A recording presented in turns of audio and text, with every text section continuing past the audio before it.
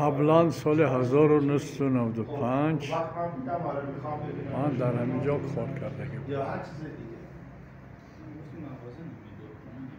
من حاضر در اینجا فروشنده ها چند نمود گیاه هستند؟ چند نمود گیاه در شما هست؟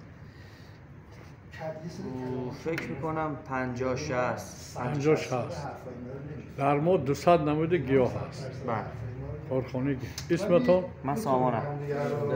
درک کنیم چی داریم میگیم، حرف بزنیم. من اینجا آقای پویانو هست، کسی که قبلا در تاجیکستان دیدگی بود. من از زنده سلامت جوان مونده است.